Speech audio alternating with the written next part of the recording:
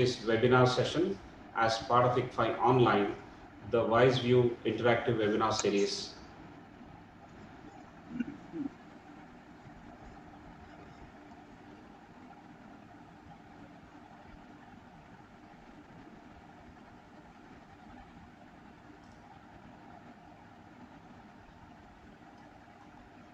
Good evening, Professor Debashish Chatterjee.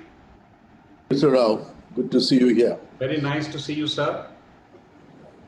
We are extremely delighted to welcome you, sir, for this webinar, and we are eagerly waiting for you to address us. And I will briefly take you through the proceedings, sir.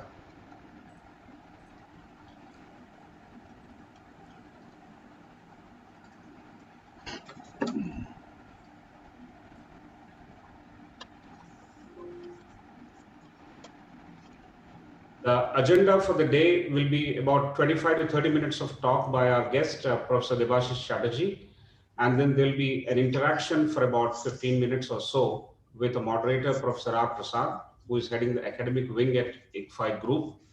And then there'll be additional questions received from the audience, which will be again addressed by Professor R. Prasad. So this is broadly the schedule starting now.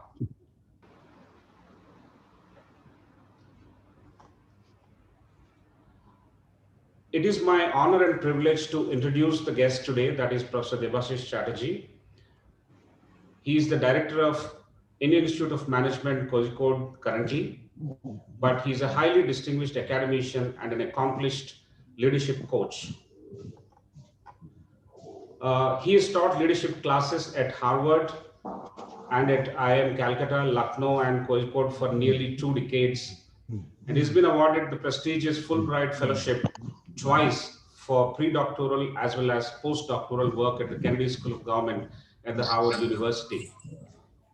He has trained more than 15,000 managers globally in Fortune 100 corporations and over 20,000 school principals and teachers. He's authored 18 books, which includes the latest one, the Karma Sutras. His books, Can You Teach a Zebra Some Algebra and Invincible Arjuna, have emerged as path-breaking books in the space of education in India.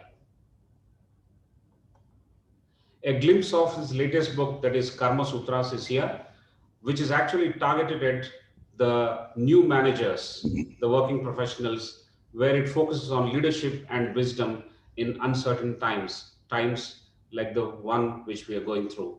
I request Professor Debashish also to tell us a little bit about this book as part of his address. Now, I request Professor Debashish to start his talk on how we improve the employability of MBA programs in India in general. Although we have titled it specific focus to online MBAs, but there's hardly any difference. The core focus areas would probably remain common. So over to Professor Debashish. I once again welcome you, sir. Thank you, Mr. Sudhakar Rao. I appreciate your taking the trouble of assuming that I would do justice to this theme that you've given me. However, let me tell you that there are no jobs out there of the kind that we are envisaging will be there when we step out of the COVID crisis. The jobs that are here are going to morph and change in a way that we wouldn't be able to recognize some of them. There may not be jobs, but there will always be a customer for your talent if you're genuinely talented. And if you look at the crisis as a golden crisis of a lifetime, of course, seeing what is happening all around us in these times, it is difficult to be optimistic. But I can tell you that this is true education. It's about seeing what everybody else sees, yet thinking in a way no one else is. And I personally feel that if you look at the flip side of a crisis, notwithstanding the tragedy that is unfolding all around us, tragedy of a lifetime, and my empathy with everybody around, but you must also understand that for the bigger earth, this tragedy is a sort of relief, because if there's an earthquake, it may be a devastation for human beings, but for the earth, it is readjustment of its surface in a way that the earth is more sustainable. So these deaths, although it may seem very ironic that I should be saying this right now, is very critical. So you can see the number one virtue of employability behind the word employability, not employment, employability, is that is a thing called self-awareness. And this is the number one virtue for managers, wherever you go, whichever way you look at it. Now, when you say self-awareness, you may ask, what is this self that we are talking about? We are talking about the four faculties of the human being: rationality, emotional fluidity, willpower, and ingenuity. These are the four things, the four faculties that contribute to what you might call the human capacity to manage, to do, to impact, right? And when you're out of sync with these four faculties, you face a crisis of the kind that you see. Our great heroes, Arjun, Alexander, King Lear, Macbeth, all of them go through crisis of enormous proportions. Now, whenever there's a disconnect between your rationality, your emotional nature, your will be crippled and your motor organs will refuse to function in the normal way.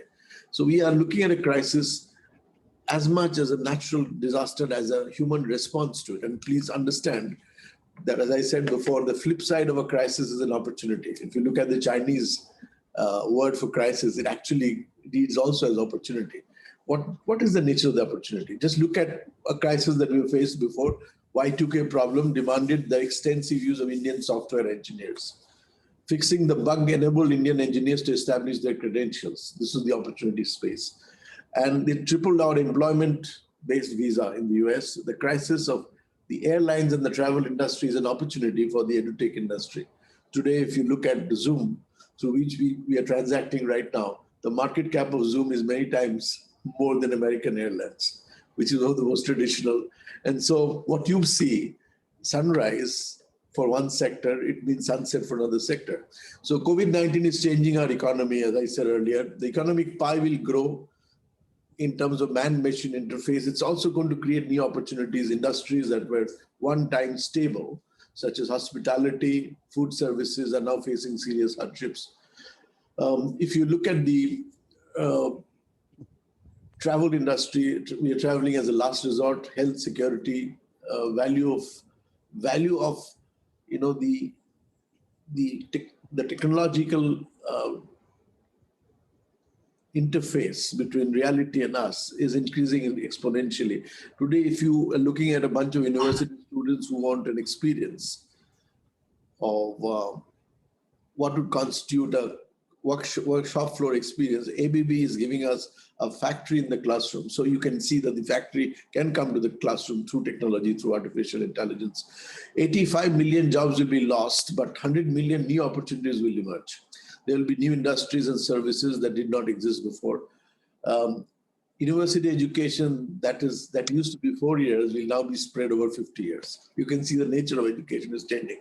So broadening and deepening your skills, investing in skills of the future and in values that last a lifetime, ability to handle non-routine jobs, imagination, experiments, preparedness, coalition building, bravery require deep cognitive and empathic ability. Things that machines cannot emulate. Caregiving, for instance, value of authenticity, value of sustainability, this will go up. Your job, of course, will not be your whole identity. Your career will be part of your larger identity, but there's a whole spectrum of things that make you who you are, like your interests, your relationships, your friends at work. So with this backdrop, I'm looking at the learning challenges, and I just put a little context to what you might call why online MBA, before you talk about online MBA. Understand the context. Learning is no longer going to be a function of place and time. That's very clear to us. This pandemic has dismantled schooling, but it has not dismantled learning. In fact, learning has moved from hardware to software to everywhere, literally. And leaders of schools are not leading from tops anymore, but from the laptops. Emergence of a distributed collective network leadership. Mental health of young people will be a greater problem than the virus itself. And now we are looking at COVID-19 pushing 49 million people in extreme poverty. Impact on young people will be devastating. So this has exposed the fault line of traditional education based on pure commercial considerations or university systems. It has also highlighted disparities in access to digital devices and internet connectivity. And so what you are seeing is the fundamental shifts that are leading to what you might call online education, or what you call challenges of pure online MBA. Let's look at the challenges. I'm looking at IIT Chennai that has announced a pure online degree. Now you might imagine that this is the future. However, the challenges of bandwidth capacities and digital inequities that exist in our country, the divide between old and young faculty that exists within our institutions. Many faculty are not trained to design multimedia presentations with elaborate notations and graphics.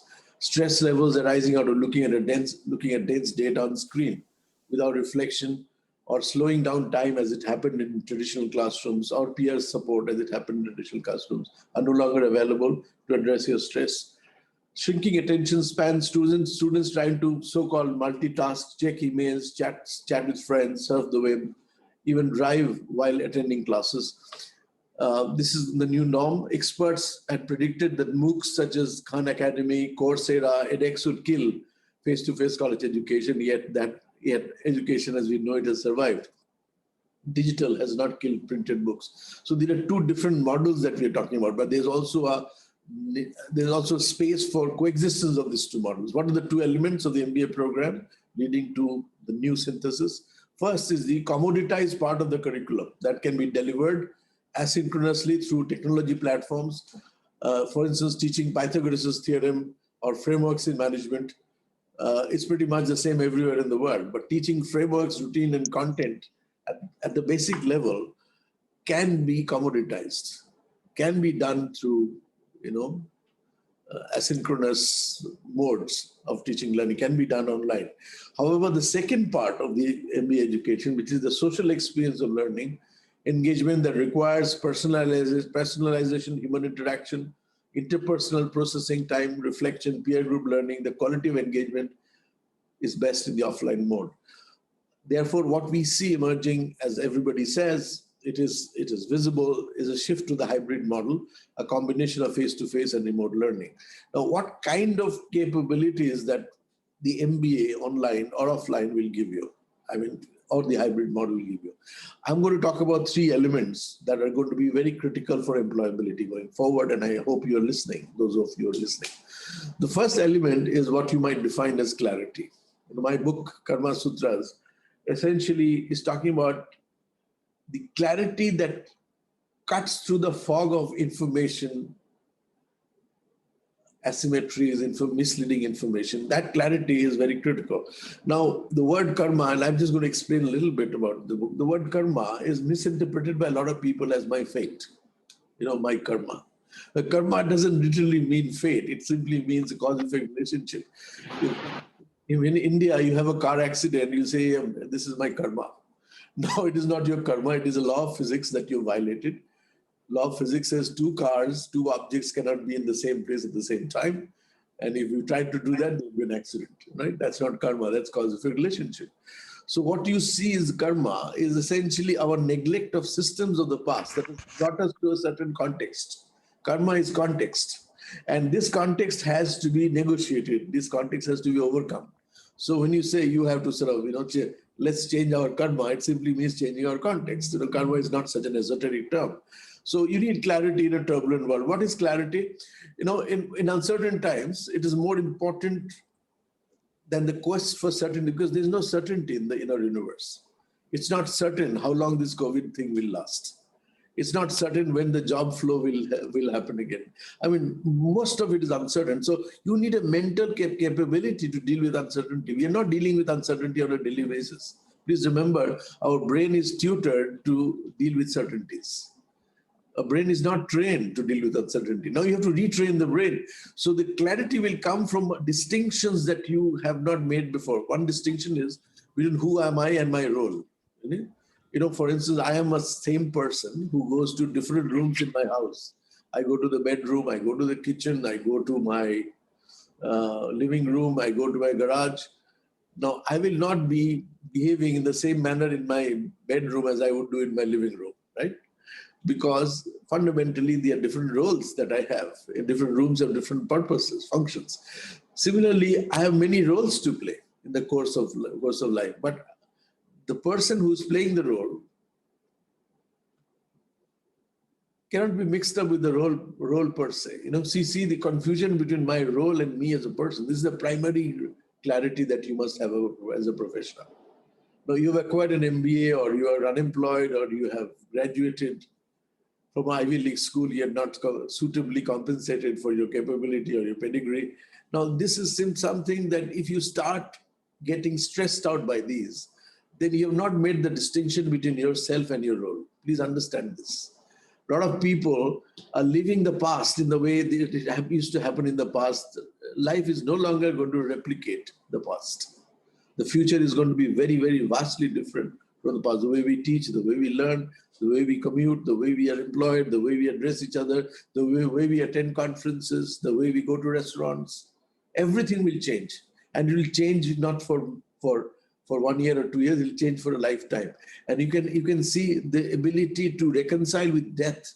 I have seen people who are not meeting their parents because, the COVID infected, they can't even go to the funeral of their own parents. It's something that was unimaginable in the context of India, but it's happening. So what you're saying is that the roles would be like different glasses. You wear sunglasses, you are reading glasses, you're driving glasses based on what you're doing at that point in time. And so if you look at COVID situation with some clarity, and if you look at the difference between, I have to compete with a barking dog, which is not a small challenge, Mr. Rao, but I'm trying my best. So who we really are, what your professional role is.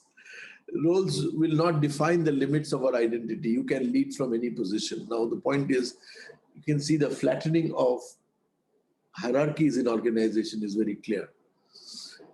If you look at Pepsi has started sending chairs, cushion chairs to their employees in Bangalore. Why?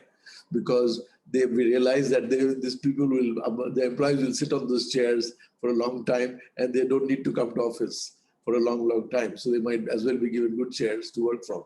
So what you are in your professional capacity in your hierarchies are going to change. Imagine those vice presidents of multinationals that had X amount of money for their travel budgets. So they will have coffee in Spain, they will have lunch in London to exhaust their travel budgets. Those are luxuries nobody can afford anymore. And so these luxuries that cannot be. So you have to see that your identity is changing. It is not about leading from the front or designation. You have to lead sideways through influence. You have to lead from behind through service.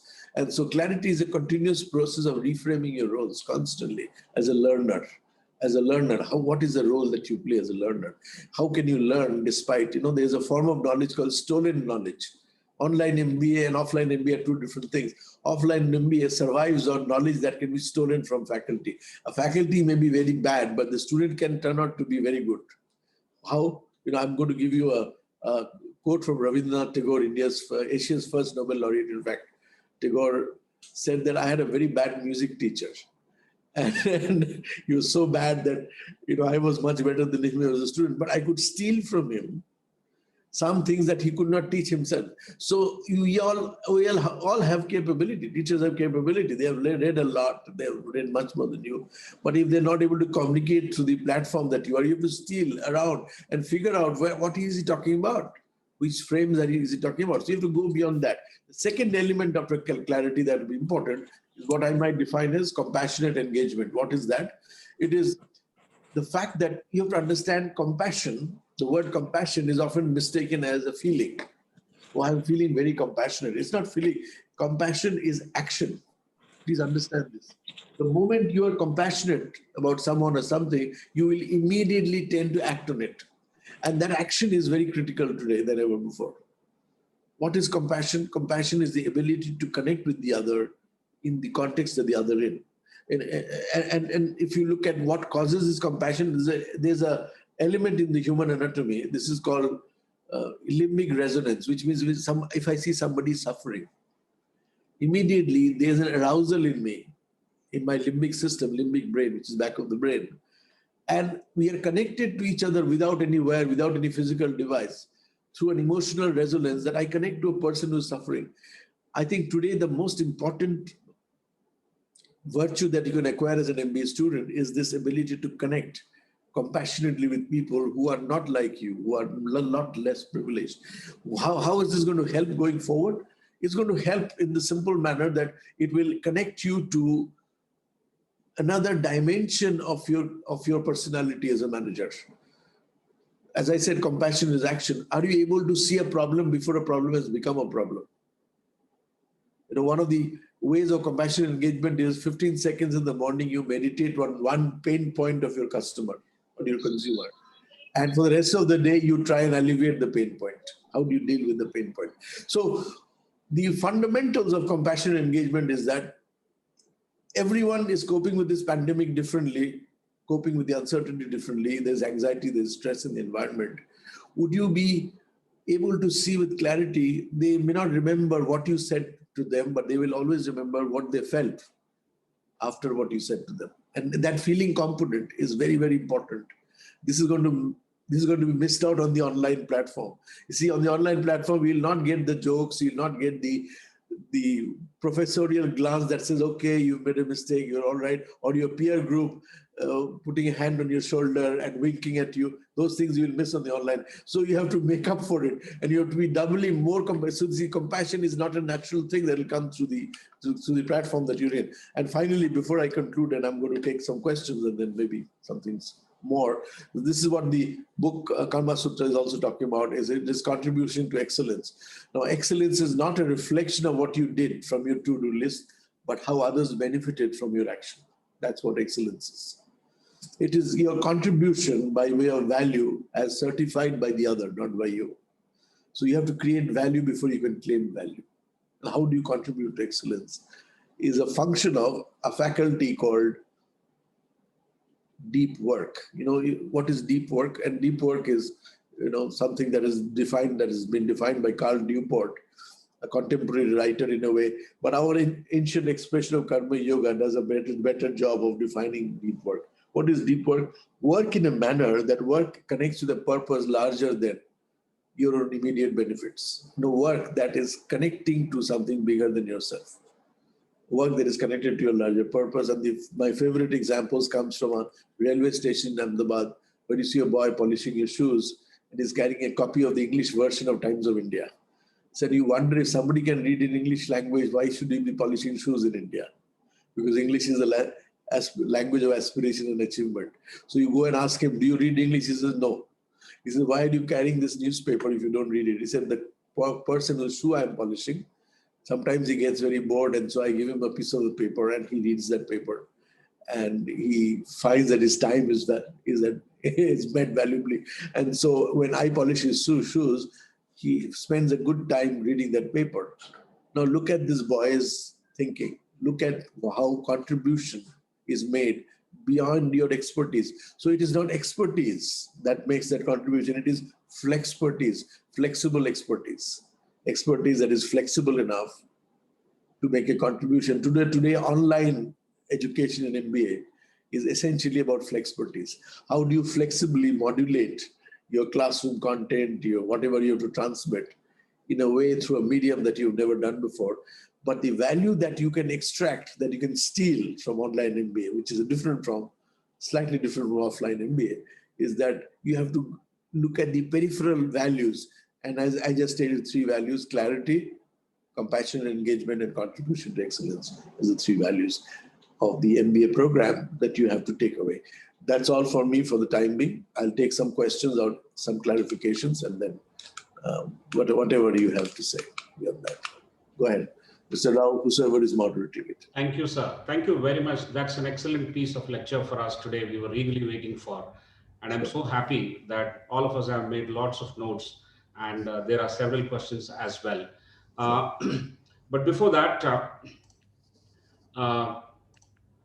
let me welcome Professor R. Prasad, who is heading the academic wing at the ICFI group. He is also going to be the professor and course mentor for the online MBA program that we have launched. In total, he has got about 3 decades of experience, both in industry and academics. He studied at IIM Kolkata and IIT Mumbai, and he's also had a fair share of research publications. And he's the architect of this new program called Online MBA that ICFI is launching. I now request Professor R. Prasad to take over and start moderating the session with Professor Debashish Chatterjee. Over to you, Professor Prasad. Thank you, Mr. Sudhakar. Thanks very much, Professor Chatterjee, for the very insightful session. A lot of nuggets a lot of examples which we can carry forward, fairly broad, lots of principles which we can use. In the pre-engagement that we've had for this, we've had a large number of questions. So that's about 60, but I've selected about 5 or 6, which, which I would like to address to you, sir. And I've given preference to, types of questions where your insights will help us far more in this. So I'll start with the first one, is that how does one improve learning engagement online with a definitive focus on hard outcomes? This is the first question, sir. Okay. So the moment you talk of engagement, you're talking about a human being. A camera is not engaged. A camera is a device. So please do not define engagement in terms of technology. You may define as much as possible. The telescope does not see the magnified, see the distance. It's the human eye that sees the distance. A telescope is a device. So how do you increase engagement? The question can be reframed as, how do you shorten the distance between the learner and the learned? It's a very simple question. How do you draw a straight line between the learner and the learned? How is intertransference of meaning, information, know-how, all of that is done? In terms of information sets that can be passed on from the teacher to the learner, basic information, that can be done through technological devices that we have available, MOOCs and all kinds of platforms that we have, that makes it easier to take anything that has a definitive cause-effect relationship, like a theory or a framework, and you can present it to the students without the teacher being present. So you don't need an IIM professor to teach students basic frameworks of management, which even a class 10, class 12 person can. But what you do need, however, is that when the higher order aspects of learning come into being, learning as in understanding, learning as in wisdom, learning as in insight, then it requires a different set of capabilities for engaging students. Now, if a student takes a framework and wants to decide which framework he's likely to use, if he's going to apply this principle to the corporate work, first of all, those people who are coming to your MBA program, online MBA program, have had some work experience before. Most people who come in there already come from a background of experience. So they already know what a work setting is. But for a complete newcomer, it is very difficult for you to transmit experience of workplace, to tell them what it means to be stressed out at work. But those who have already experienced, you can build on that experience, but it requires much more than technological intervention. So that engagement would mean that how do you connect the people who are learning through the online platform beyond the platform to another way of engaging with each other. So if they come from the same city or the same geographical zone, and if they meet informally, then they connect with each other, looking at how this learning can be applied differentially. So learning is about 2-3 things. How do you see fundamentally what you call learning is your neurons firing persistently in one direction. So you have a human brain, and the brain is nothing but trillions of neural connections. And these neural connections are essentially, electrochemical responses. So you're talking about biochemical responses. So the neurons that fire persistently in a certain sequence or a direction is what you call learning. And so this learning cannot happen without reflection time. So if you want to increase in quality of engagement, you increase quality of reflection, which is not possible in a fast moving medium like that. See, when you're writing on a board with a chalk, you are allowing the person who is writing it, who is deciphering what is being written, as well as the one writing. Both the teacher and the student has a chance to reflect on what is being written. But when you're seeing it on a screen, that time is cut short. You're not giving the person time to reflect. And so that is a loss in terms of understanding. Please understand this, right? So if you're trying to understand a phenomena and you're not able to make eye contact with the rest of the class, sometimes your professor is asking you to define a particular thing and you have not been able to define it. The class laughs. And when they laugh, you get the cue as to what has gone wrong or right with it. And somebody else helps you in the process. That social component of learning is gone. So there are two aspects of learning, and you have to understand these two aspects very clearly. One is the informational aspect, the other is the social aspect. Engagement has to happen at both levels. However, social engagement is far more difficult and far more critical to higher order learning than information transmission. And so to enable social engagement, you either need different modes of teaching or different uses of technology that you have not yet found out, or ways of, you have breakout rooms. It's much easier to create breakout rooms on their current platform. Now, if you know how to design this breakout room experience as well. So the design element becomes very critical. So engagement at what level? At the information level, at the social level, at the intuitive level, at the wisdom level. Okay, and so all these require different degrees of, so I said it requires rationality, it requires emotional depth, it requires willpower, it requires ingenuity. Learning is a function of all the four. Are you able to bring all those four elements that constitute human faculty of learning? If you're not, then your engagement would be limited to that extent. I hope I've made my thing clear. All right. If you have other questions, please go ahead. Go ahead. Thank you, sir. The next question is about the importance of leadership strategies in pandemic times. Leadership strategies. Well, see, the thing is, you have to understand leadership is a function of who follows you. You cannot be a leader without a follower. And you see, the moment you recognize a leader, you recognize a follower. Your first follower makes you a leader. So the next question you have to ask is, after who follows you, why does he follow you? Or why does she follow you? What does she follow in you that is in you? And so once you recognize that, leadership is born. So in pandemic times, that fundamentals have not changed. What has changed is the mode through which followership is generated. Today, if you're in social media, you're on Facebook, you're on LinkedIn, you count number of followers, number of likes. So that follows, this hunger for followership is very deep. And you have to understand who follows you. But if you ask your followers why they are following you, what is it about you that make them follow you? These questions you have to ask as a leader. Why is somebody following you? Once you understand that, then during pandemic times, you'll be able to deliver for them what they're looking for. Very often followers look for stability in unstable times. They look for order in chaos. They look for direction when there is no direction. And so when you are able to provide these three, you can be a leader. You can tell them what to do in pandemic. You find a new recipe for dealing with pandemic symptoms. You will be a leader in no time. So you can see people from people from All India Institute of Medical Sciences and other medical schools never realized they'll be on television screen for such a long time. They have become unannounced leaders of India.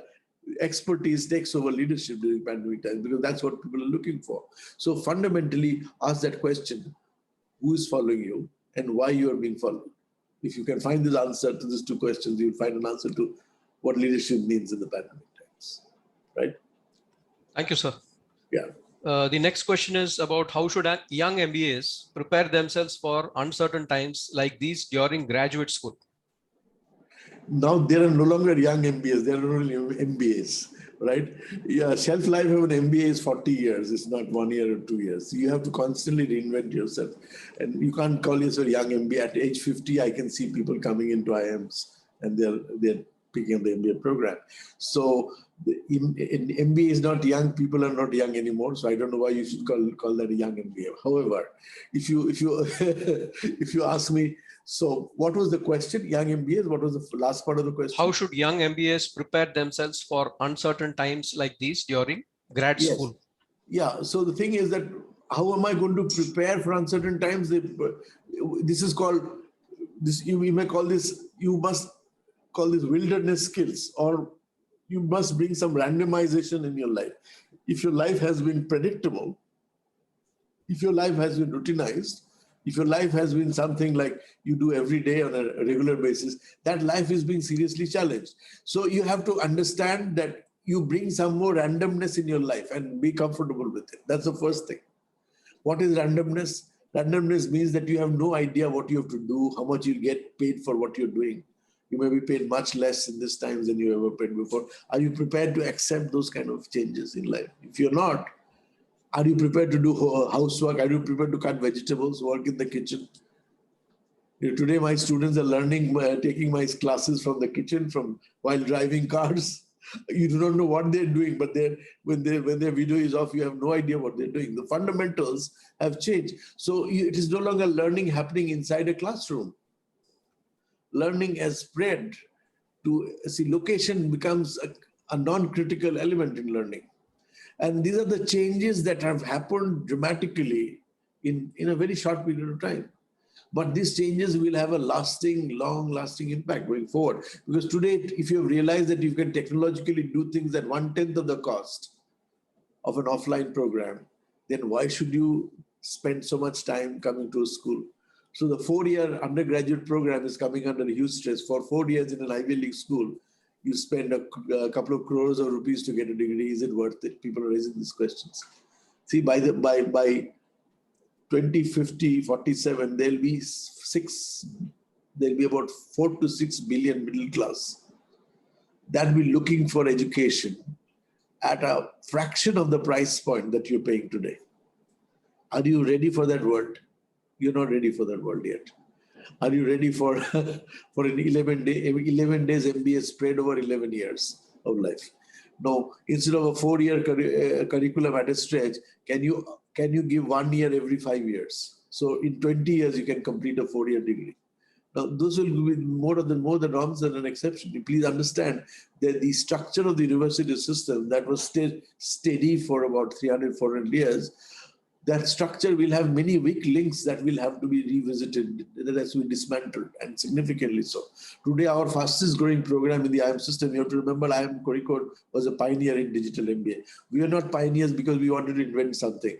Because if I had to go to Delhi, I had to sometimes take a flight via Dubai because there's no direct flight from Kozhikode to Delhi, right? So we said our best option is to go online. So we went digital. We were the first in India, 2001, to start the online MBA. Other IIMs followed us, other institutions followed us. But why did we did it? We did it out of desperation, not out of aspiration. We wanted to get out there from a small town in Kerala, cut off from the rest. So today we are visible everywhere because we started very early and we started redefining management education again and again and again and again. This year, 2020, we started 4 new MBAs, one in liberal studies, one in finance, instead of one that was there for 24 years. 25th year, I launched 4 programs. Now imagine the stress of having to deal with 4 programs. Now we realize that the basic component of the 4 programs, the information component, was the same. The value add for each of these was different and we needed different faculty to deal with it. But technology was capable of dealing with large quantity of the program. So if my preparation for the new world, online MBA, that preparation would mean that, am I ready to challenge my own assumptions of what education is? How long education should last? What it must cost? All of these will have to be reevaluated very differently. And if you're willing to do that, you are ready for a world. And today, if you can design your own program course, there's an opportunity. National education policy is moving us in that direction, or trying nudging us in that direction, that you can design your own curriculum. Why are you dependent on a curriculum from a traditional university? Today, for $100, you can take a course in Berkeley, in MIT, in Harvard. Why would we not take that course? It's an online course. You can do that. However, before you design what is good for you, you have to be aware of yourself. That's why I said number 1 virtue for a manager is self-awareness. You have to understand who you are as a person. And that understanding is much more critical than what it was ever before. Once you understand who you are, you'll be able to handle the challenges much better. Arjuna is confused in the middle of a battlefield, and Krishna is giving him a conversation point, and it is a 700 verses of motivational literature called Bhagavad Gita. In that, Krishna is never telling Arjuna what to do. It's not about functionality. He's telling Arjuna who he is. And once Arjuna recognizes who he is, what he has to do is very clear to him. Now, a lot of your time, a lot of the MBAs don't reflect on their own capabilities, their own strengths, what their problems are. Now, that reflection is very, very important. Like I said, self-awareness will continue to be the number 1 managerial skill. If you do not understand this, you must do it now, because this is how you're going to take the courses and the opportunities that are available to you at a price point. Who would have thought 10 years back, 15 years back, that you can take an MIT course or a Harvard course for $100. Did you ever imagine? Would you have thought that you can get into an IIM through a certification program at a fraction of the price of the IIM course? You don't know. So the thing is this, that things are changing, but you have to know how to make use of this opportunity in alignment with who you are, your own strength, which is primary. And your search for what is useful to you is secondary. So the primary thing is to figure out who I am. And then you look for the recipe that will fit you. That's the most important part. Yes, please. Thank you, sir. The next question is about, why is so much importance for college brands than skills? Why is there so much of importance for college brands than skills? See, you have to understand what is a brand. A brand is consistency of values in an inconsistent world. If I look for the fastest delivery of a book I like, I will go to which agency? Amazon. If I want a cheap but durable and high quality sports gear, where will I go? I'll go to Decathlon. If I want furniture of the kind that fits into my room, I can fit it myself, I'll go to IKEA. So these are brands that define themselves in terms of what they offer as value proposition. Institutions that are great brands are constantly, repeatedly doing the same things excellently. You have to understand why brand is important. So if you come to IIM Kozhikode and if you enter my class even 2 seconds late, you'll be thrown out of my class. Why? Because time is a very important criteria in our campus. Meritocracy is a very important criteria in the IIM system. You cannot violate these things. The point is the fundamentals of a brand is what you do repeatedly and excellently. Right? So why is a brand more powerful than a routine stuff? Because a brand gives you insight into what works for a large number of people most of the time. So once you become, doesn't matter who you are, once you become, we have affirmative action, we have gender diversity in IIM, 50% of our MBA students are women. Well, as before they come to the campus, they are women, but the moment they enter the campus, there's no man and woman. There's only one student. This is a meritocracy. And you have to understand that the defining values of a brand education are nothing but consistency of values. And once you understand that, then you realize the word values are defined in the Indian tradition as guna. What is the guna of an IIM? What is the guna of an MIT, Harvard? Guna has two meanings. It means quality, it means multiplier effect. So guna multiplies, the brand value multiplies. So once you're a brand, you can charge a premium price because people are willing to pay. They will rush to come to you. We have not reduced our fees during pandemic times. We have given more scholarships, but no, we have not reduced our fees. Why should we? Because guna is what defines us. And the fundamentals have to be clear. Why is a brand a brand? Why is branded education? It's not an either-or proposition. Either way, brand is a short circuit. So we see if an employer sees 12 people with 12 degrees from 12 different universities, and he has only 10 minutes to decide whom to call for an interview. Is he going to do a look at your horoscope and ask your father and your mother or your peer group about who you are, or is he going to look at the brand that you have gone through? And immediately he gets a synoptic view of who you are, where you went to. So brands work in that way. They shortcut. It's a shortcut to find out who you are. And so brands will always be powerful. They will remain powerful. You cannot take the brand value away overnight. And you may accumulate as many information, as much of qualification, but one good brand helps, and you understand why it helps, right? Thank you, sir, for that valuable answer. The next question is about, are online MBA candidates less preferred in placement to offline MBA candidates? Yes and no. If you are Bill Gates doing an online program, you will not be less preferred because your experience counts, right? If this is Debashish Chatterjee who's done an online course on cooking, he will not be less preferred because his credentials are established. So it's not about online, offline. It's the base on which you're mounting online or offline. If your base is good, then it doesn't matter which line you've taken. The fundamental thing is an offline gives you a good access to a good base. So offline means that you've had this quality of teachers. This was your peer group.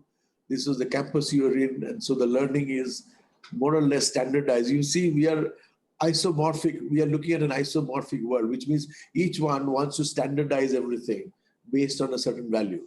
So once you're an IIM graduate, you belong to an isomorphic institution called IIM. The brand of IIM rubs it on you. From IIT or from the IIT brand rubs off on you. And so the point I'm trying to make is that it is a way of accessing.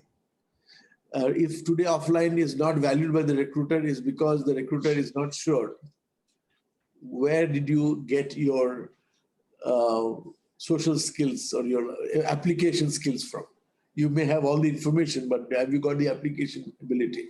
Have you got a peer group that has nudged you in a certain way? So the doubt that sets in the minds of people in terms of offline courses is that there's a standardization of what is a cohort that will that they will take, because your cohort is not defined clearly. The admissions processes are pretty loose. The idea is to expand the size rather than make it exclusive. So if it is a massification of something, it will lose its qualitative value for sure. And so recruiters are unsure because they do not know how to standardize an offline program. But once this has been standardized, then of course the value will increase. But as of now, offline is still more valuable, and take it or leave it. If you've been in IIM campus or on a 2 years full-time program as opposed to doing a certificate program, obviously people will ask, what was the certification will all about? They will not ask what is this 2 years program was all about, because they already know. There have a lot of people done this program, so there's a standard in their head which is already pre-established. But the offline standardization has not happened, number one. Its applicability is not verified, number two. The social context of that program is not established, that's number three. But most importantly, there are no benchmarks for comparing these offline variations. And so you do not know what you're getting for the money you spent. Right? You may not attend a single class, but you may still get a certificate. How do you certify that you attended every class? Okay, you may rig the examination and you can get an offline certificate. So there is, see, the fundamental thing of university is what we do, we create knowledge, we disseminate knowledge, we certify knowledge, and then we monetize knowledge, right? 4 elements. Now, offline courses are not doing all 4 consistently, right? So there is always a question mark about the standard processes. And so it will be valuable, but it will be, that's why hybrid models are coming to being. So once you've done offline, you have a chance to visit campus, to meet your cohort, your peer group, then you know where you are established in this order. And then that hybrid model will be more powerful, because things that can be done offline should be done offline. Things that cannot be done offline can be done offline. You know, online and offline are complementary spaces, and you have to look at both. That is what a hybrid model is all about. That's why hybrid models are becoming popular, because they are verifying what is only a guesswork. They're verifying whether your peer group is like this and they have this kind of experience, and they what do they appear like in the human form and shape. And so that establishes a certain standard in your head. That's why hybrid models are going to be important. Okay. Thank you, sir. This is the last question. There are quite a many, so I've just taken the last question. And how do we maintain a rigor in the online program? See, again, rigor and relevance are 2 important issues that often come up in academic life. So how do you maintain rigor of online program from the point of view of whom? That's a question. From the point of view of the student. So from the point of view of student, if you're looking for a rigor, how do you come to an offline class? Are you prepared? You know, if you're only prepared to see how your top half looks like, whether you're wearing boxers or you're wearing chappals, it does not matter. See how we have beaten the whole need for, see, there's a certain threshold of preparedness before you go to class, a real physical class. You know you're going to be watched from all kinds of people, 360-degree view of who you are, right? So if I'm going to be watched from all sides consistently, then I have to be prepared. So I have to have a threshold of preparedness. And if I don't have that threshold of preparedness, I cannot go to a physical classroom. But that threshold of preparedness is not required, because you're among 300 students, you're hiding somewhere, you can switch off your, and so your attentional value that you bring, your engagement value that you bring to any class is fundamentally much less. So how do you prepare for an offline class is essentially how do you prepare for online classes, how do you prepare for a real classroom? So have you done your homework? Have you read the books? People say textbooks will become irrelevant. I don't believe that it will be relevant, because textbooks give you a lot of time to go back and forth, to write notes on the margins, to read again and again. But in the online mode, you don't have that luxury anymore. So there's no way to test whether you read your textbook unless an exam comes. So you see, the evaluation in an online program happens at the end of the entire program. But the evaluation in a real classroom happens every day. If you've not read a case study, the professor will look at your face and do a cold call, and you'll be drawing a blank. So the evaluation is going to happen continuously. And that is a great thing for learning. So if suppose I tell my student, hey, I'm going to cross-check with you if you have understood what I've taught in my class. In 2 minutes, you have to revise whatever I have taught. Give me a summary. No, the guy will listen to you as though his life depended on it, because he knows he has to do a summary at the end of the class. Do you see what I'm saying? And so the preparedness that you have for a real classroom, please do it for an online classroom. You can see I'm wearing a jacket, I'm wearing a shirt. I've prepared my background to meet you. I've done my due diligent homework, even if it is an online thing. And it is 6 o'clock, 7 o'clock for the director's time. It's beyond my office hours on a weekend. So if I have done my homework, it is because I am not seeing the distinction between online and offline. I'm not making the distinction between learning here and learning. Learning is learning. And for learning, the learner has to be ready. No, I'm going to end with a beautiful, and the learner must watch himself a little bit. And that watchfulness is very critical. In a real classroom, you're being watched all the time, right? But in this class, you're not. So this is a story, and I'm going to end with the story. And I hope the story makes sense to you. This is a story about a Greek philosopher who goes out every day from his building. And he's sitting by a pond, and he's watching something there. And the security guard, the watchman of the building, sees the philosopher going out every day.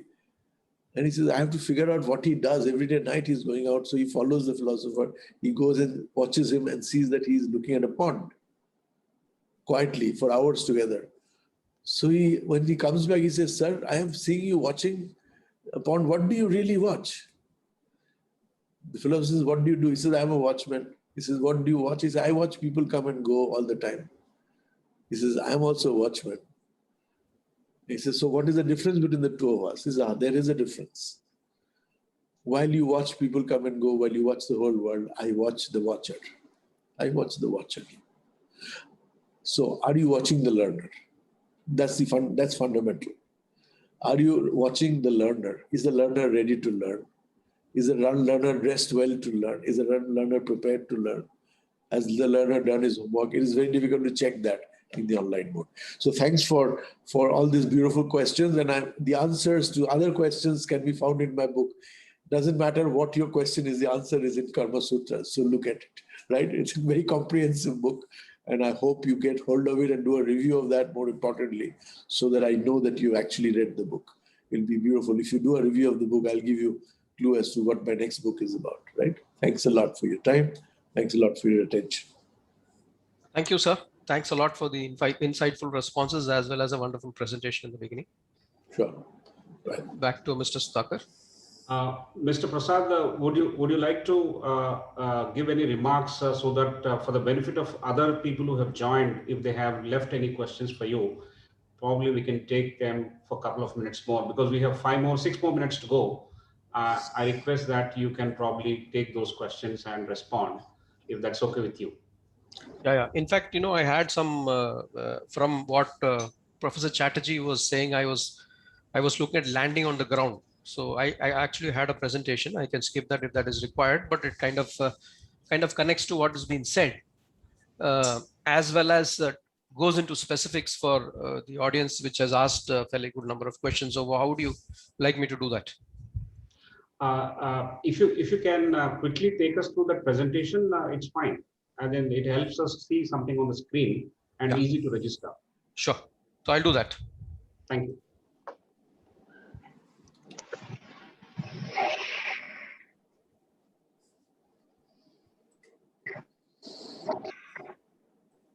hope you're able to see the screen. Yes.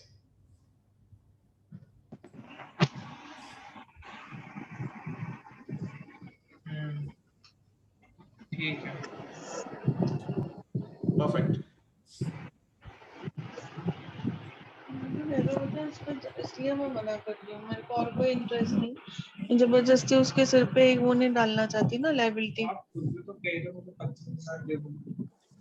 I think the first highlight I'd like to share is, looking at what has been mentioned as some of the important skills for 2025. And I think one of the points that Professor Chatterjee was mentioning, self-management comes in right there. So you've got innovation, problem solving, innovation, creativity, self-management, working with others, technology use and development. These are the major skills. So this is what I'd like to start with. I think this we need to keep in our mind, and we also need to keep in our mind that what is going to happen in 20, 30, 10 years down the line. What are the skills which are needed? We don't know much about it right now, and so the attitude which is required is that of learning to learn. It's taking a bit of time for my slides to move, so I'm just waiting for that.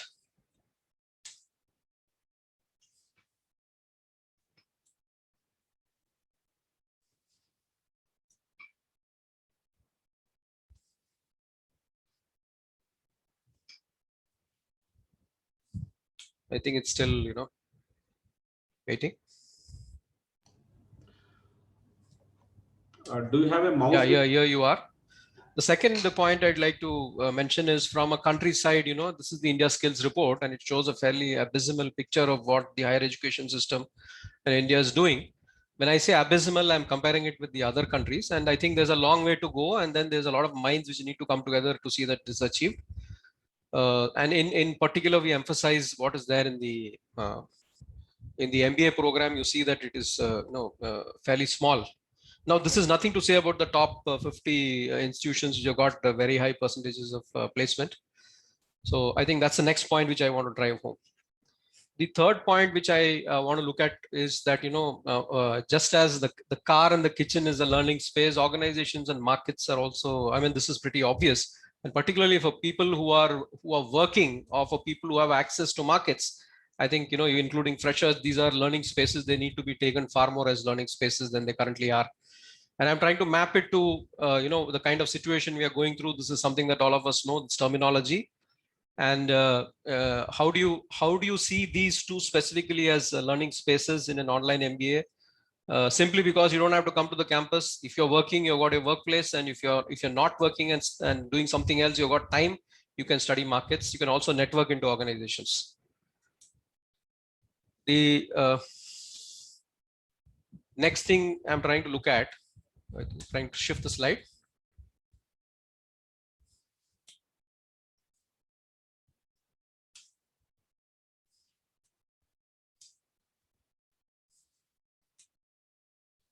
Still not moving.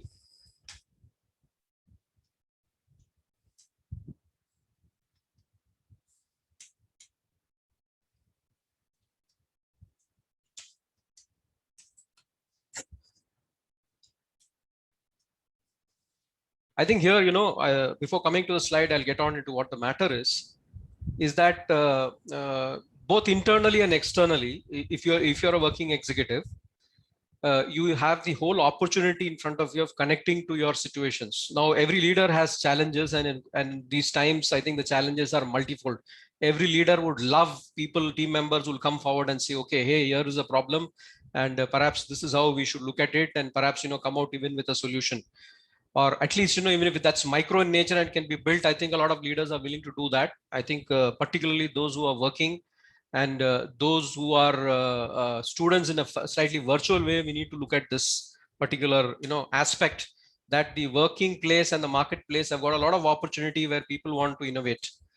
Every product, whether it's new or it's a bestseller, has got a problem. And I think, a bit of not a bit of observation, quite a bit of observation and study from primary, secondary, and network sources will let you know that there is something out there. So this is one major point which I want to place across to those who've been asking questions about online online, the program is online, but your opportunities are not only online.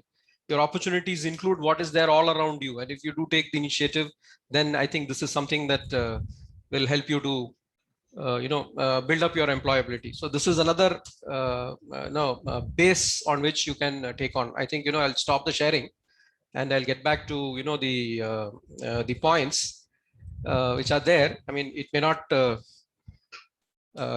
you may not be able to see the slide, but the other thing which I want to map here is, you've got, you have experience when you are working. And from that experience, as Professor also pointed out, you need to reflect. And from your reflection, along with your program conceptual framework, I think you can conceptualize and then you can experiment. This is a famous theory, Cope's theory.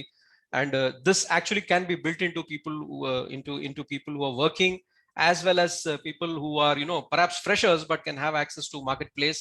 I think the circle needs to be built up well for people to extract the best out of these two learning spaces, both the workplace as well as the marketplace. So I would call it hot spots of learning, workplace and marketplace.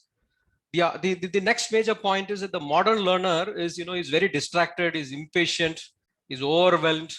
So he's looking at, small things. So I'm also talking about people who are largely working. Why even working? I think people who are students also have very less attention spans nowadays. So how do you address this when you do an online program? Something that we have looked at and we have tried to build that solution. We'll come to that shortly.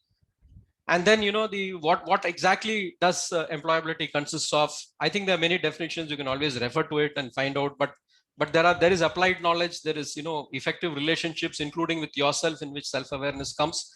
And then you have got workplace skills. One of the important points that you need to build in when you do your employability is your career readiness. And so in this career readiness, one of the things we do when we start off is we do have a selection process. And this is more in order to see what your starting point is. What is your learner profile? What is your aspiration? What are you trying to look at? Why are you investing into this program? How much time will you be able to spend? What are your strengths and weaknesses? So understanding the learning profile, self-awareness is something else that we try to help you out with through sessions, because without self-awareness, it'll be very difficult for you to connect to the context, the kind of opportunities, job opportunities you want to look at, the kind of lifestyles which exist there, the kind of demands which are placed on that. Is that what you want? So this integration of the self, the concept and the context runs through continuously when we talk about career readiness and learning. So self-awareness is there, personal development plan is there, career exploration is there. These can all be initiated and with technology right in front of you. You can have a lot of people from the corporate world who can come in and give inputs on this. And finally, you have this very, very strategic thing about the career choice. And last but not the least, you should be able to develop your own portfolio. So if today how you present yourself is extremely important. And if you're able to package it well and put it into the online world, I think a lot of companies will, and if it attracts a lot of companies, or at least it attracts the companies that you're interested in, I think if you package it specifically for that personalization, I think these things help. And we are trying to build all these things into the program. Someone asked a question about competencies here, and this includes knowledge, skills, and mindset. They are bundled layers, bundles of knowledge, skills, and mindset, and they work in very different contexts. So how you go about building your competencies is something that you need to carefully design out when you do your first year and your second year, and we've tried to put a lot of effort into that. So then the end of the first year, what are we trying to do? The learner should have an integrative assessment of business challenge, should be able to scope the solution areas, should be able to build, design integrated business solutions at a beginner and intermediate stage. And at the end of the second year, what should they be able to do? They should be able to design business plans, innovative solutions, should be able to participate in decision making with a specific sector function, for a defined market, for a customer, or for an organization challenge, and for growth and profitability. Now, how are we getting to all this? I think this basically comes from learning. Learning and employability are very, very closely connected. And if you enhance the learning outcomes, there is a good probability that your employability gets enhanced. I think there is such evidence to show that. So here, in terms of the design, what have we tried to do? We have tried to be careful about our design on the learning environment, careful about the design on the learning processes, and we have defined our learning outcomes. So the interplay of these three is something that has been looked at carefully right from the program outcome stage up till a weekly and a learning object stage. The other thing which I'd like to focus on here is we have used the object-oriented approach to learning rather than the procedural approach to learning. And I think technology has helped us a lot here. So if you want to build your, your learning around the situation, so that's what cases are about. That's what management games are about. That's what simulation is about. That's what workplace learning is also about. So all these are object-oriented approach. So object-oriented approaches to learning gives you far more absorption and retention, as well as the reflection, as well as how it relates to what's happening in the practical world than procedural learning. Here, the analogy I'd like to draw is the difference between procedural programming and object-oriented programming. Object-oriented programming is used so extensively nowadays. The equivalent of that is something that we have tried to build, that is basically build learning objects. These learning objects are far more suited to competency building than the procedural approach. Now, what have we done in the learning object design that makes it different? First is our approach is micro learning. So the learning nuggets that we put in, and this here I'm referring and I'm equating to the information set that Professor Chatterjee was talking about. So here, you've got these nuggets which move from 2 minutes to 15 minutes. It's learner centric. It increases knowledge retention. It is less time consuming. You can learn on the go. It improves motivation. And what is the object design here? Object design, you have a small nano case, micro case, or what you call a story.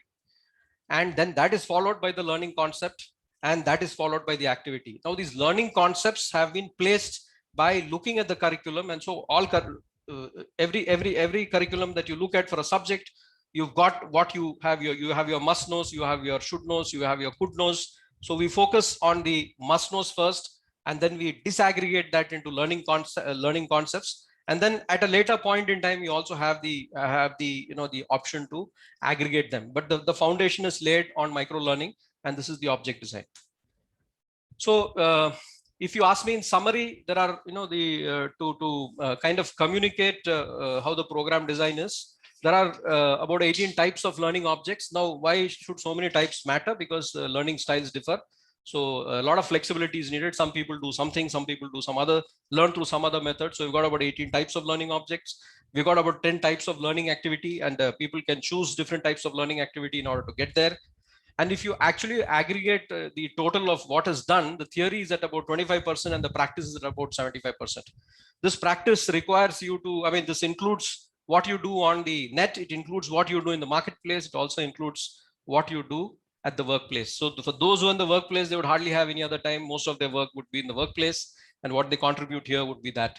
So if you actually aggregate what we have done on those learning objects, as well as the engagements and the assessments, it comes to this sort of a figure. So for some questions were related to how do people get practice in this?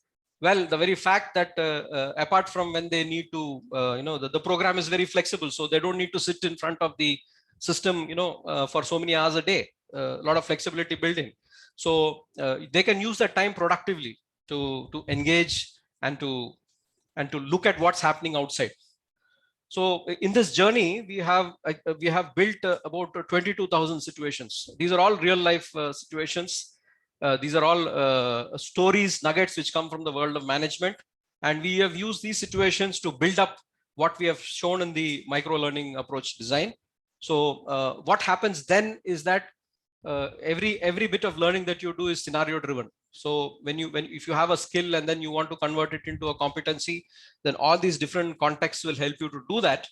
And I think this is available at a micro level. At a macro level, looking at the program structure design, the drive is towards innovation and entrepreneurship. I think the situation is such that there's so many things which are changing, and so the current solutions, the current products and services, they all need to change.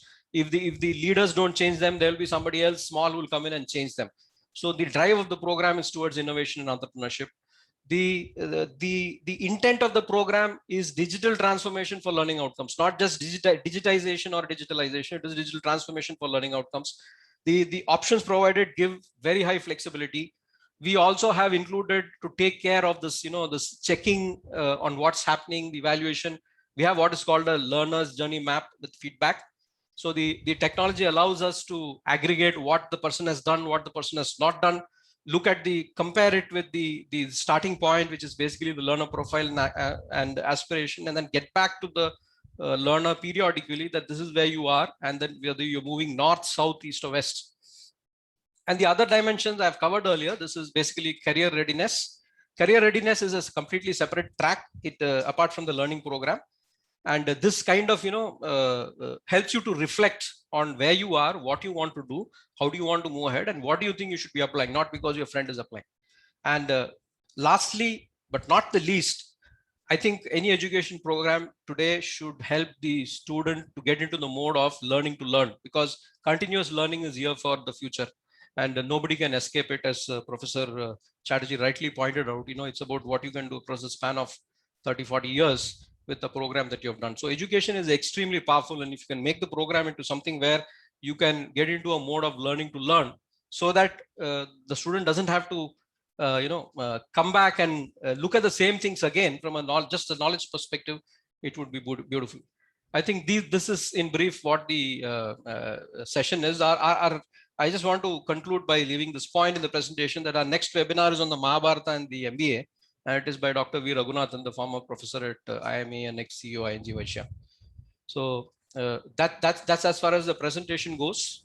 And there are a huge number of questions here. So I'd like to, which are directly related to the online MBA. So I'll take some of them. Sudhakar, Mr. Sudhakar, how much time do we have for that? First, I would like to conclude a little bit here, because we need to thank Professor Debashish Chatterjee for his presence. I think right from the start, we have been immensely benefited by listening to him. I personally quite excited to know certain concepts today. It's very difficult to summarize what Professor Debashish Chatterjee has mentioned. It in itself is like reading the book. But some of the top of the mind things are about karma, which is context. And basically, compassion has to be seen as an element of action within you. And excellence is basically, deep work and connects to the purpose that you are actually existing for. And then more importantly, from my personal point of view as well, brand is something which multiplies your guna, multiplies your values. So that's pretty very interesting and fantastic for me. So we will reflect on all these things and make use of all these concepts, and the way you present it was quite exhilarating for all of us, and not only me, but all of us around the screen today. Thank you very much, sir, once again for your time and valuable presence. Thank you very much, sir. Yes. Now, Professor Prasad, I think you can handle those questions. I think we can take maybe another 15 minutes. We should be able to finish those questions. I think it's important that we address them. Thank you very much. Over to Professor Prasad. Thank you, Mr. Sudhakar. And the first question which came in, I've taken it in the sequence of time because we gave a Google sheet. So I think first priority to those who gave. Is it possible to create effective managers without getting in touch with real customers? My issue is credibility of learning and application of it. Only the program is online. I'm reiterating this, but all the other time you have at your disposal. So if you're a working executive, the situation around you is the context, and it is how you connect those situations and provide solutions using the conceptual frameworks that we are providing to you is where you add the value. So that is not online, that is fully offline. It happens in your mind, it happens through your 5 senses. So even a fresher for that matter is expected to reach out, go to the marketplace and find out what is it that can be connected to. And through networking, I think even the fresher can get into work situated learning, in the form of various forms, projects, course projects, entrepreneurship practicum, research projects. There are so many things which can be done. The second program is about online programs provides place utility, convenience to all its stakeholders, whether skills like critical thinking ability, problem solving, emotional intelligence, etc. require these could be delivered or nurtured online. See, we have used certain employability frameworks there at the back of their mind when we designed this program. And one of the most popular ones is what is called the career edge model. The career edge model, basically the full form of that is, there are 5 core elements. Career development learning. This is equivalent to the career readiness that we were talking about. So if you don't have that part of it, you may be fantastic in the subject, but you don't know what's happening there. You don't know whom to network with. You don't know, which to apply to. All these things come in there. So it includes career development learning. It includes experience. The E, the second in the edge, the E is for experience, and D is for the degree, the subject knowledge and understanding that you get. G is for generic skills, transferable skills, core skills that people keep talking about, your communication skills, your interpersonal skills. And the last E is for emotional intelligence. The emotional intelligence E is actually the self. It's not just emotional intelligence, a lot of things there. Some people call it mindset, some people call it emotional intelligence, some people call it, self-efficacy. So a lot of things there, but it all has to do with the self. So though that E is the last, that is the most important one because it connects to yourself. This is, I think, the program has taken care of these things in various elements. It looks a bit surprising that, an online program can do all this, but I can tell you from my own personal experience that about 4 years back, my concept of employability was very different. I found it very difficult to believe that you can do things online. But when we have started using technology and we have started driving many of these micro learning stuff, as well as the power of technology to leverage asynchronous, it is quite possible. In fact, you have the world at your feet. How we do it, we'll have to see. We'll have to do far more. We have planned quite a bit right now, and I'm sure when we get into the program and we learn quite a bit, and we are very adaptive at what we do. The next question is about, I think this was taken care of by Prof about learner engagement. I don't want to, there are some points, but paucity of time, I'm not going to add to it. Another question about what are the key competencies to improve employability of the MBA students. I think we talked about it as, the bundle of knowledge, skills, and mindsets. It's a bundle, so it's an object. So for instance, you have gone out and resolved conflict. Two people are in conflict. You have the skill to go and resolve it. There is a situation, there are characters, you have gone and resolved it. So that's one bundle. You do that iteratively for different people, it becomes a competency. So this is a skill is where you go into the specifics and there are some behaviors, but a competency also includes the surroundings, the way your mindset, your behavior. So it's far more broader. If you're able to replicate a skill in multiple settings, then you have a competency. And when you're employed, you need to have layered competency. So to the extent that you're able to deliver on those competencies, you are employable. So you have, this situation that, we had this, somebody who's leaving a particular job at 50 and getting into something else. The nature of the shift is completely different. So what is competency there is different. So if there is a willingness to learn, one can go into it. The next question is, how does an MBA make the individual more employable? I think the fundamental point is management theory has arisen out of practice. It's not like maths. It has arisen out of practice. So what then happens is that it draws from many disciplines. And essentially, if you have your program as application driven, then you are in a position to connect and deliver on that particular practice. So we have tried to build that into all the engagements that we have. I was saying, we said that there are 22,000 situations when you do the MBA program and you do those 22 courses. There are 22,000 plus situations that you go through. So what happens is you are daily connecting to the concept and the application, and you are connecting it in multiple settings. So that's what makes you, at the first level, that's what makes you employable as far as some of those what we call degree and those skills go. Then the next question is, how do you intend catering to the gap which is widening day by day between generating employment opportunities and generating employable managers? This is a very important question at the outcome level. See, there are two ways in which this can happen. The first is when managers create new business opportunities, either in an existing vertical or a new vertical. So an organization itself creates new opportunities. So obviously it will provide employment to some people. So this is one way. The other way is a class of entrepreneurs who go in and create new ventures. So these are the two primary ways, and I think the program caters to both. So the driving edge is innovation and entrepreneurship. So if you're able to do that, you'll be able to create change into your organization, and that change will lead to different jobs. It may not be jobs with the same skill set. It will be jobs with the current skill set. After pursuing MBA program, can a student pursue PhD? Absolutely. This is a top ranked university, and you can very clearly pursue your PhD. how long this program is 2 years. How is it better than offline mode, which gives the student a campus living?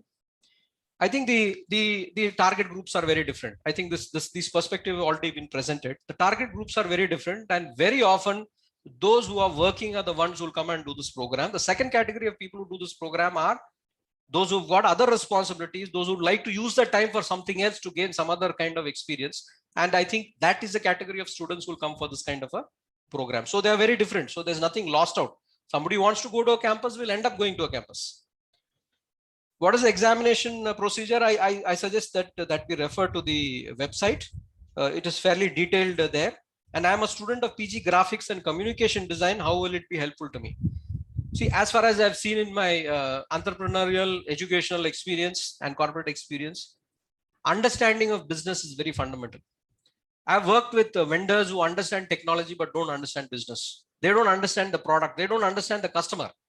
Now, if you don't understand the customer, what happens is your efficacy comes down. You will end up giving solutions which will go through many iterations. Many times it gets rejected. What happens is you won't be able to command the price that you want.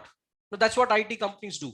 There are a lot of consulting agencies, there are consulting teams in IT companies. So those are the guys who go to study the business, find out what needs to be done, and then it is sent to the development team. So I think the understanding of business comes at a premium. So if you do that, you can command that premium, and that is how an MBA will help you.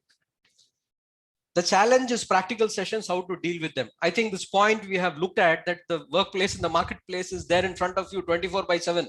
So where is the question of lack of practice? Do online education programs make candidates employable in the current market scenario? Absolutely. I think Coursera, edX have all shown the way in small ways. And now I think the bigger programs will also do that.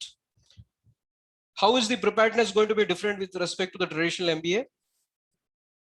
The online mode allows for better personalization. This might sound very queer, but the fact that analytics and technology is behind this. So if you ask Amazon, how do you know what book I purchased? You know the answer, right? So the same is the question here. So analytics and later AI, artificial intelligence, was going to help education in a very major way.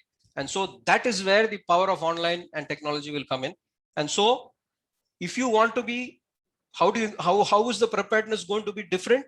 I think this personalized chunking of learning based on what we think is important from a market point of view, and what is more suitable to you is what is going to be adapted. It's not that you have to sit for the same class.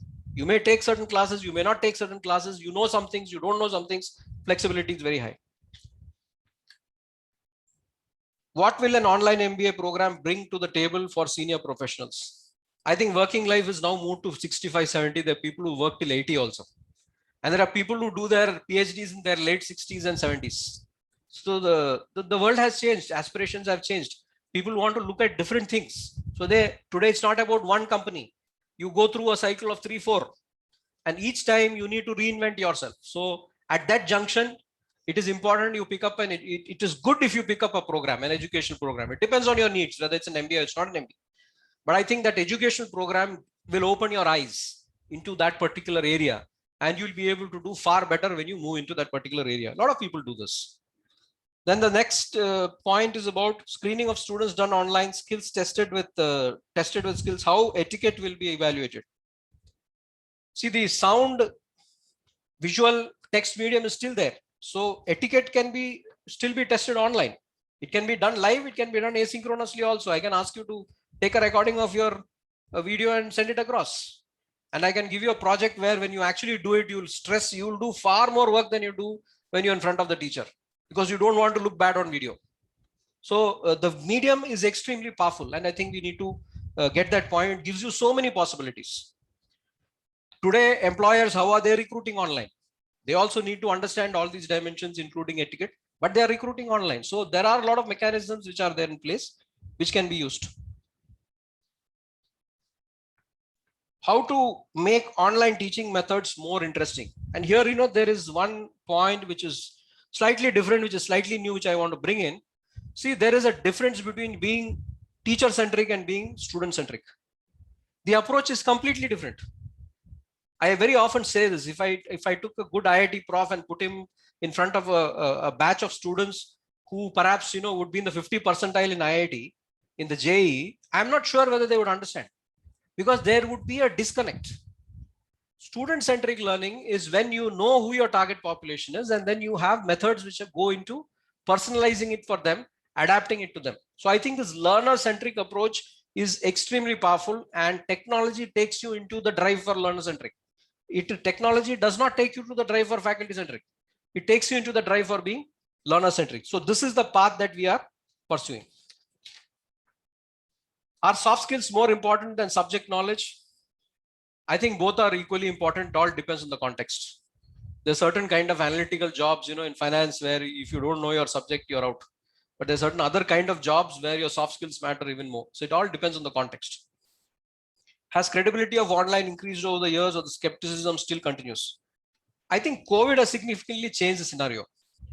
Perhaps if COVID was not there, the way online would have been looked at would have been very different.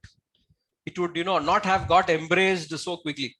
So one is that. Second is organizations have also started digital transformation to various degrees.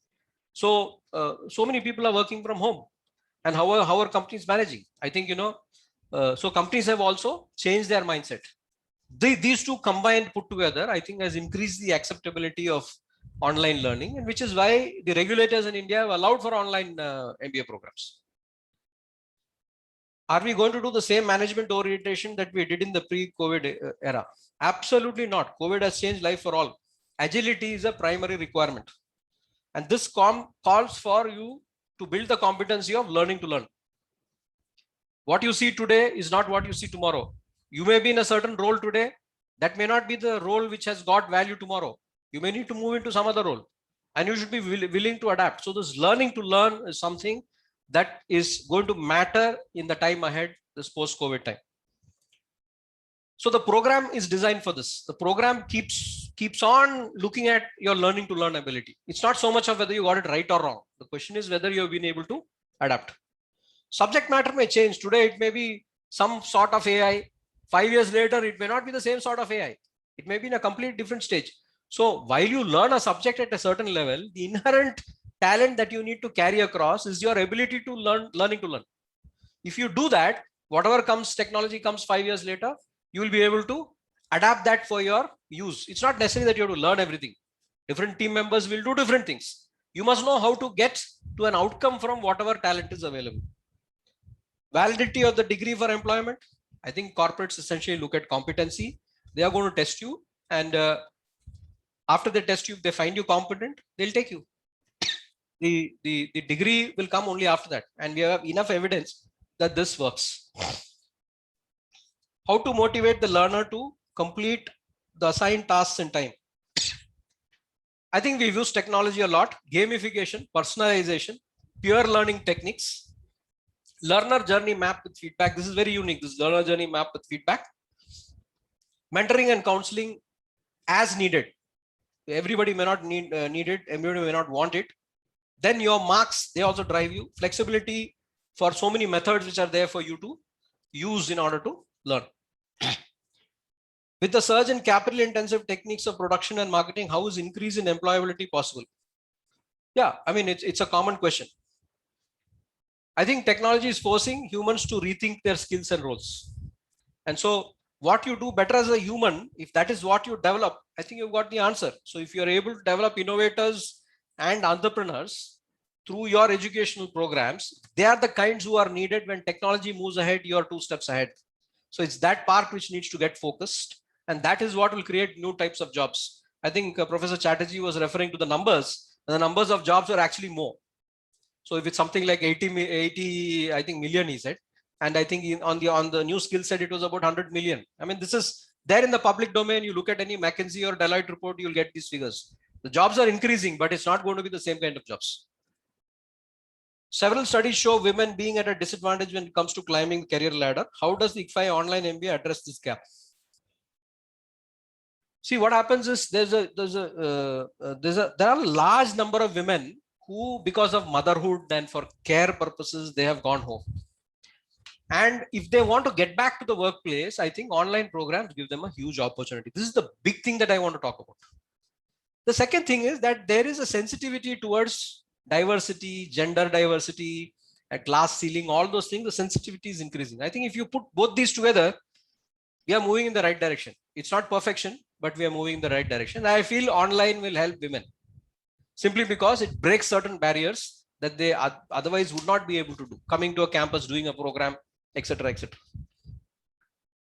Then the next question is, I've already done my MCOM and I've been working as a lecturer for the past 4 years. I want to switch my career to a corporate job. Will this MBA help me?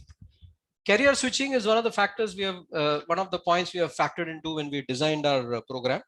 But it all depends on your aspirations, your interests, and your motivations, and what all competencies you have right now. We'll have to draw a map out. Then only we'll be in a position to tell you how this is going to help you. But yes, this can be done.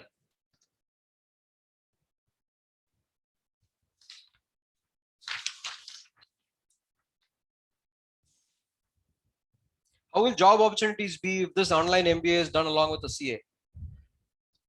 My view is that this is going to be a multiplier effect.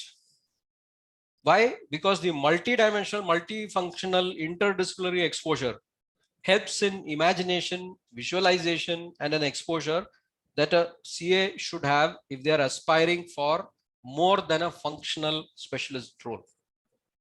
The moment you want to get into a general managerial role, you need to have your eyes all around.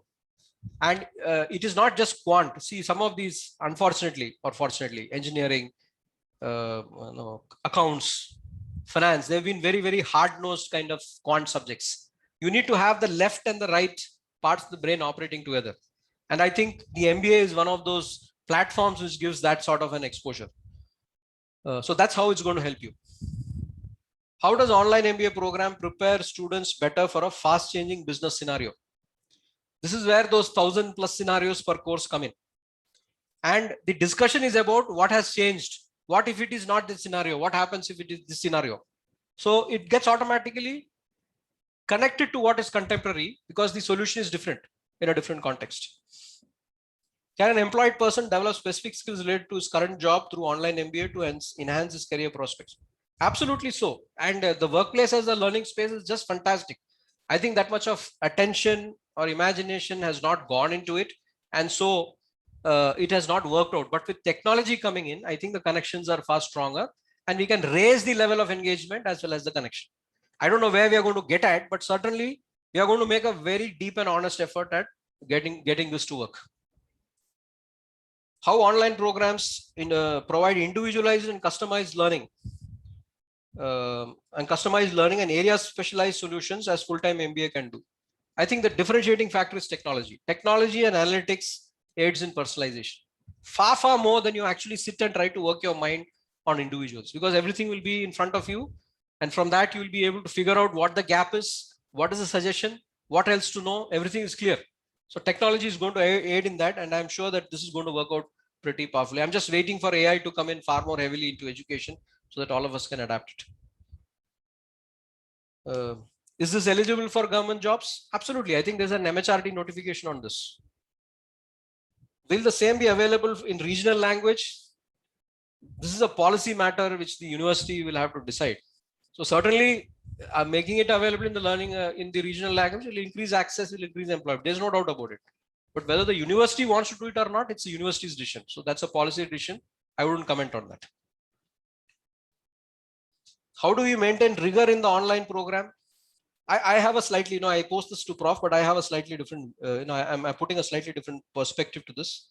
I think, in an online program, rigor is related to design effectiveness of your inputs, your process, and for achievement of outcomes. So if you know what your outcome is and you put your inputs, so for example, I'll give you an example that, we have a selection process. Online MBAs don't have selection process. You just check the other 22. There is no selection process. Why did we put a selection process? We put a selection process because we wanted to understand the learner profile.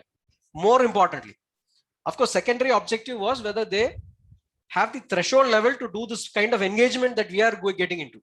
So both these objectives were there. So I think that is one example of design. Like that, when you talk about micro learning, building an object, what sort of objects to take, what to put in, there is a huge design rigor which has gone, not just design, even in terms of the development, review, implementation, the rigor has been there. So it's a question of how we have standardized that particular approach for this kind of knowledge nuggets. So certainly there is a possibility to maintain rigor if you include it in the design. of the program. See, when you talk about a campus program, the way it's evolved, the history, it's all different. So there's no comparison. But here we are trying to build up from scratch, and we have built it on process, inputs, process, and outcomes. There seems to be a disparity in salary of online versus offline MBA. How do we bridge this gap? Online MBA courses have just commenced in India. The first batch is not passed out. The second point is the learner profile typically in an online MBA program is completely different, and the average experience will be far higher.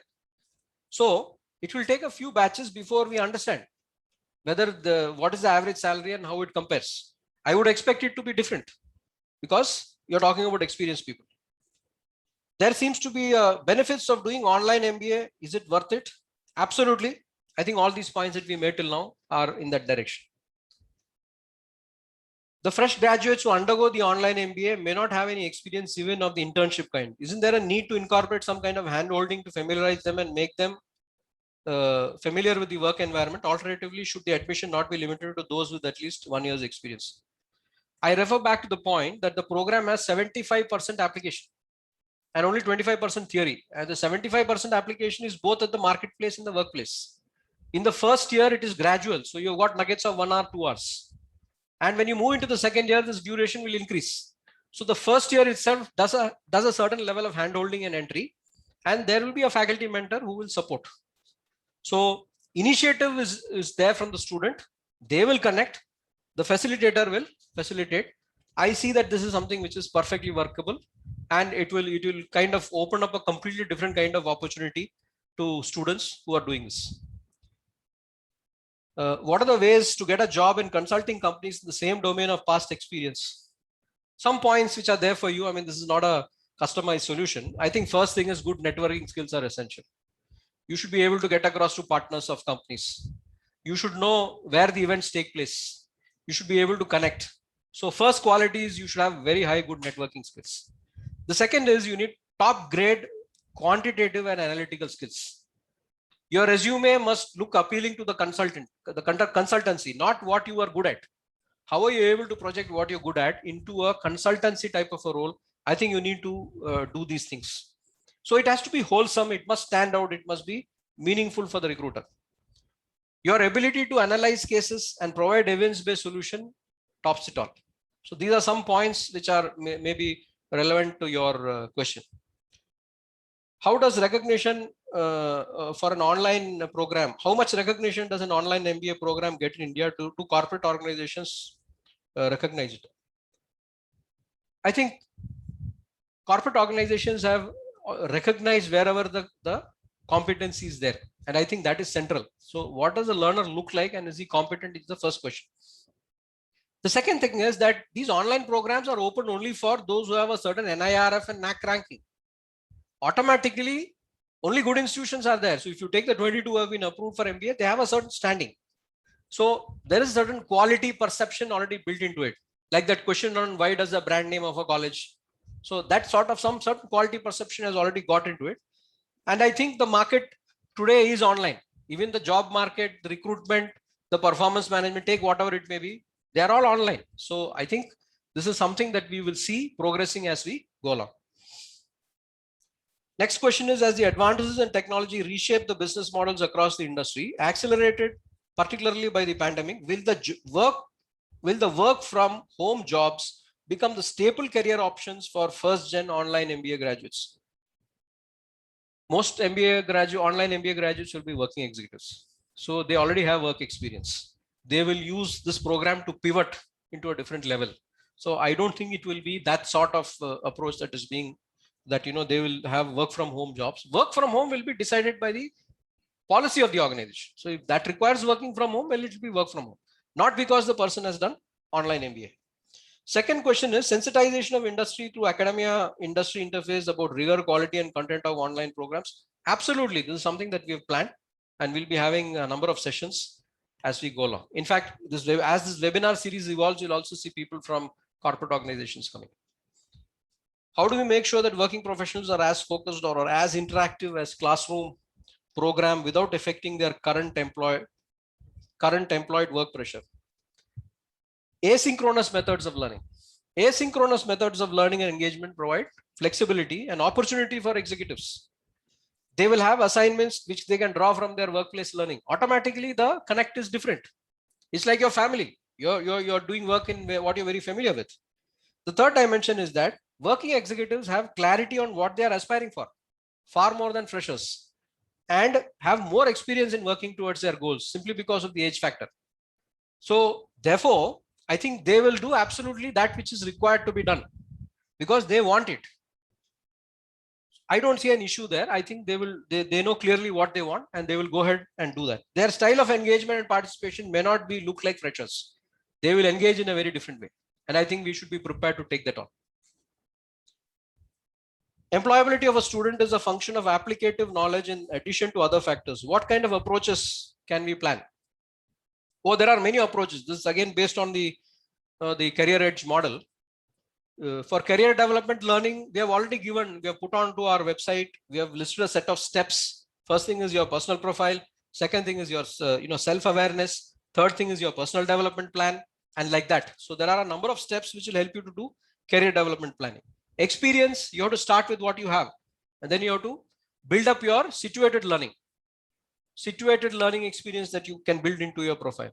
Degree and subject knowledge, well, that's at the heart of the program. So there's no doubt about it. Skills and understanding, the engagements that we have develop a certain level of skills. The projects that we give, the practicums that we have in the second year are also meant to develop those skills.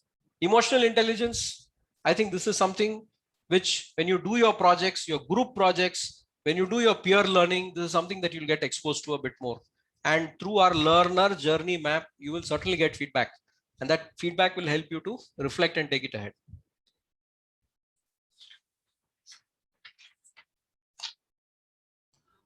Professor Prasad, one request. Yeah. Maybe the audience would like to know how many more questions you would like to take are left to be taken. We have, I think we have another 3 questions. Oh, very good. So we are going to quickly conclude this. Yes. 3 questions. Thank you. I think, one of the important things in this online program is that, the personalization comes from responding to a person's query. So I think I'm completely not seen what is there in the chat box. So because, obviously, the attention has not been on that. I'll try to at least respond to that which has come in earlier. So do online programs prepare students on employability as good as in campus programs? These are very different things. The approach to doing this will be different. In a campus, there are well-established methods. You got the outcomes earlier. In an online MBA program, technology is fully at your assistance. We have gone through a number of things which tell us that there are so many possibilities. Our gut feel and our intuition is that it will be possible, but the methods will be very different.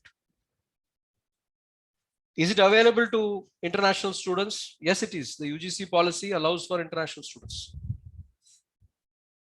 And this is the last one. An online executive MBA from foreign universities considered to be more worthy than distance MBA from Indian institutes. I think the profile of the learners who go for both these programs are very different. And automatically, the outcomes they get will be very different. Automatically, you just cannot compare both of them. They are of a totally different breed. So that's where I would rest as far as that question goes.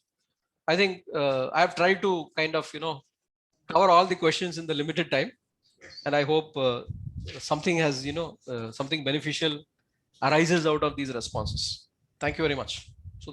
Professor Prasad, I must confess that it's so pleasant to hear to your voice and the way you are explaining each and every question. I personally felt that we can go on and on, but then we have to keep in mind some of the concerns of time that our audience might have, and therefore we had to probably reduce the kind of time that you have spent. But nevertheless, it's a great deal of time that you have spent and distilled the valuable concerns that they have, the genuine concerns that they have with respect to this new mode of learning that is emerging. And we are all looking at that. Therefore, these are genuine concerns. And these are addressed in a very matured, methodical, systematic, cool manner, like the way you have done, and connected that to the value this online MBA program offered by ICFI is proposing for the prospects who are going to join this MBA program. I think it's been quite beneficial. And the recording also, when we are going to place it on our website, at their own pace of time, at their own convenience, in the asynchronous mode, as you say, they would like to go back and look at this, the recording of this webinar as well. But I think the time that you have spent very clearly tells us that you are an embodiment of design leadership. I think it's fantastic, and hats off to you. In the first part of the session, we had a very good session with Professor Debashish Chatterjee. He, as a fountainhead of knowledge and wisdom, has created an impact, what is called a lighthouse kind of impact. And in the second part of the session, Professor Prasad has taken us through several aspects by focusing on the details. And I'm sure he has worked with what is called a handheld torch and thrown light at some of the pearls on the beach. I think it is that kind of impact that Professor Prasad has created. I'm immensely grateful to both of them for delivering value and engaging each and every one of us around the screen today. So, ladies and gentlemen who have attended today's session, you will be very happy to know that we have another session coming up on 7th of May at 6:30 p.m., which is the third in the series of Wise Views webinar, interactive webinar series that we have. And that is going to be handled by Professor V. Raghunathan, who is an adjunct professor with the Schulich School of Business, and he held various hats before that. And therefore, it's going to be extremely interesting. The topic is the Mahabharata and the MBA, and what are the lessons for the workplace. Is going to be extremely interesting, and I'm sure we are going to have audience cutting across various sectors, and those people who are not MBAs also would like to join probably for that session. So I invite all of you to very meticulously follow the updates that we give on the website and social media, and join us back on 7th of May. Till then, I thank each one of you and the organizers who have made sure that everything is going on smoothly, seamlessly till today. And I'm sure it is going to go on for the next webinar and the many more that are going to come. Once again, thank you, Professor Prasad, for your valuable time and the inputs and the insights that you have shared. And thank you all. Thank you very much. Thank you, Mr. Sudha. Thank you.